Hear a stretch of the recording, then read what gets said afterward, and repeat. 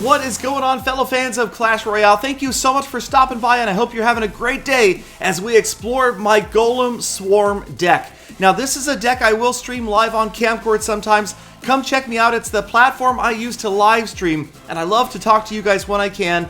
I stream a couple times a week there. It's a free app for both Android and iOS. I've got the URL in the description. Follow me and never miss a stream.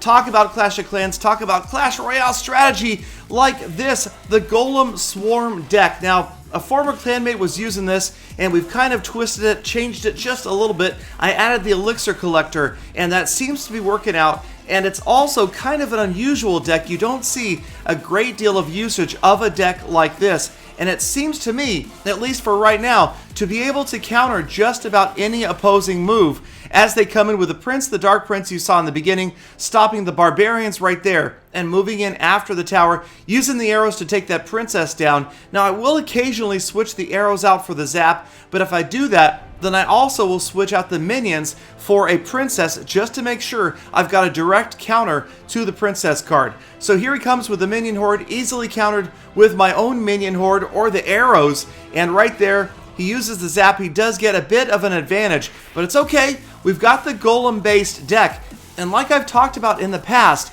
this is a great late-game deck because of the Elixir Collector and the Golem, kind of similar to a Hut Spam deck. Late in the battle, sometimes you'll find yourself just being able to completely overwhelm your opponent, and the Golem is great for that. Now, I don't have a lot of direct damage. Some say maybe you could use a PEKKA instead, but I prefer the massive amount of hit points that a Golem provides because really, I am primarily focused on getting direct damage to the tower with the Goblins, with the minions and units like that, and letting that Golem soak up all of the opposing damage, and just it takes forever for the other players' units to take that Golem down. And I have to tell you, one of the reasons this deck is working right now, and I hate to say this out loud, but okay, there's two reasons. One, I'm not seeing a lot of Inferno Towers, and that does make this deck more difficult. And two, I'm not seeing a great deal of poison spells.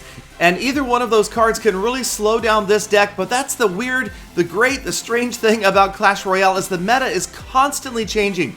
You may win non-stop one day and turn around the next day and just lose with that very same deck. Right there you can see I just about got that tower down, doing a solid job, and that is exactly what it was designed to do, to stop opposing pushes like this and to use my swarm of smaller units to get in there and take out those towers.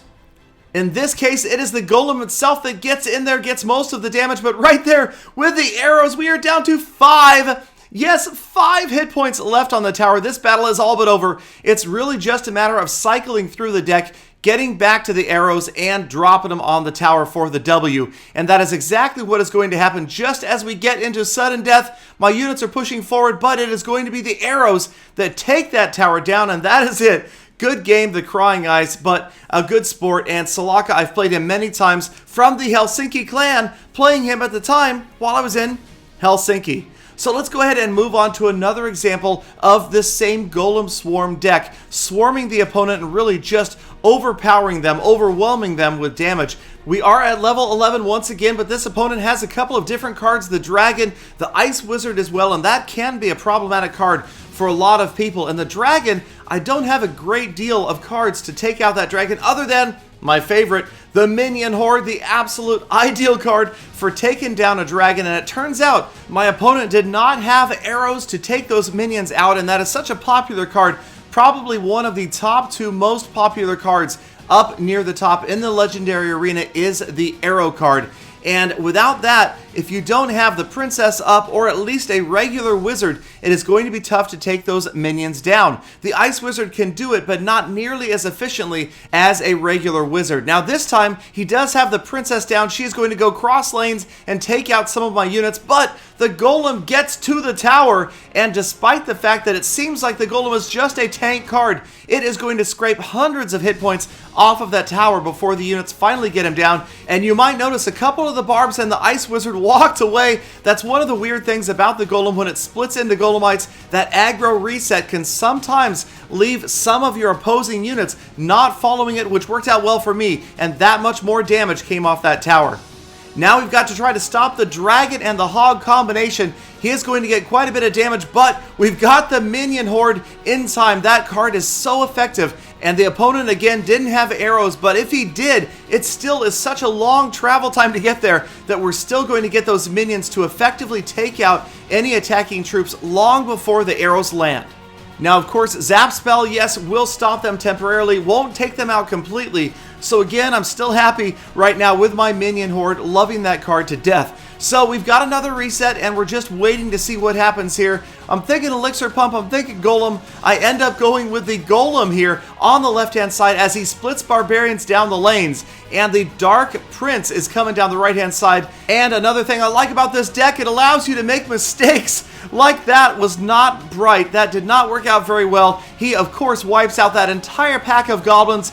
A Valkyrie right there would be much more effective in slowing down that Prince, but nonetheless, it works out. We get units to both towers at this point. The Golem again doing the damage on the left, but the minion horde just taking out card after card after card. The wizard goes down, the Dark Prince goes down, and they work on another wizard. That card doing so much damage, working for so much elixir, really giving me a huge advantage and allowing me to drop yet another golem and send it on its way to the tower. Much like a giant or a balloon or a hog rider, you've got that mindless golem that is just going to forever plod slowly after that tower, never stopping for anything else, and especially when you don't have an opponent using buildings. That's all she wrote. Minions everywhere. This battle is over, and another Golem Swarm getting me the win.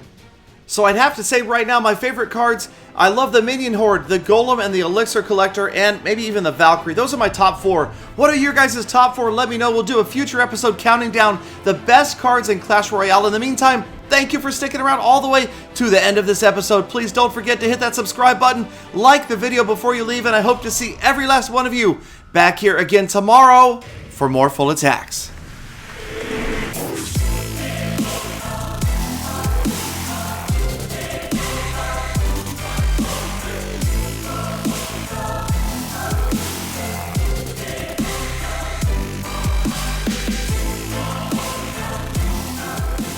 Galadon, the Valley Cry's my favourite card. Get your own favourites, copycats.